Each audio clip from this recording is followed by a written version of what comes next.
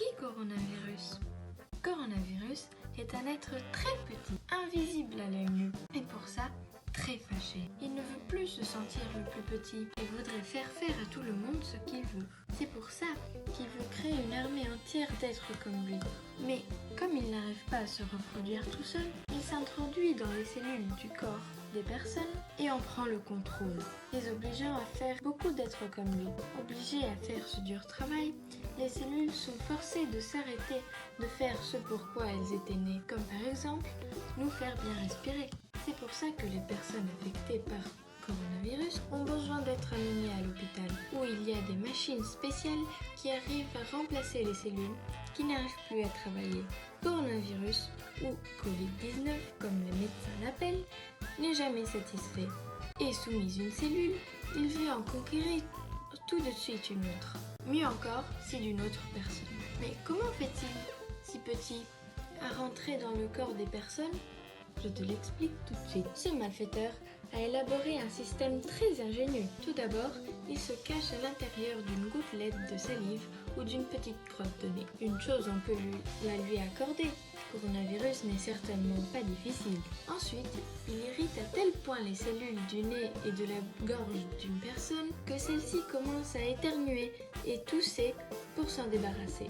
Et c'est comme ça que le nez et la bouche de la personne malade deviennent de véritables plateformes de lancement, à travers lesquelles les petites gouttes prennent le vol pour se jeter contre quelqu'un. C'est pour ça que pour l'instant, c'est mieux si on ne fréquente pas beaucoup de personnes. Si on tousse ou éternue dans notre coude pour ne pas se salir les mains, et si on se lave souvent les mains. Comme ça, on évite à coronavirus de mettre en acte son plan diabolique. Et qui a déjà été contaminé, tu me demanderas? Eh ben, heureusement, tout le monde a une armée entière de cellules soldats, les globules blancs, qui sont capables de reconnaître et de détruire le virus en plusieurs façons différentes. L'une d'elles est en nous faisant monter la température du corps, faisant venir la fièvre. Oui, parce que les virus n'arrivent pas à rentrer dans les cellules qui brûlent. Donc, ils n'arrivent pas à les transformer en usines ou faire leur propre clone. En plus, la fièvre donne la possibilité aux globules blancs d'arriver plus rapidement pour détruire les usines, avant qu'elles ne créent d'autres clones de virus. Quand même la dernière usine à virus a été détruite, la fièvre s'en va, et avec elle aussi la toux et le rhume. D'autres globules blancs attachent une étiquette aux cellules infectées par le virus, pour qu'elles soient plus reconnaissables par une équipe spéciale de leurs collègues soldats, les lymphocytes T, qui ont comme devoir de les détruire. Autres cellules soldats, les plus dodus, sont très gourmandes et aiment manger les virus. Et tu sais qui c'est qui a le plus de soldats de tous? Ce sont les enfants.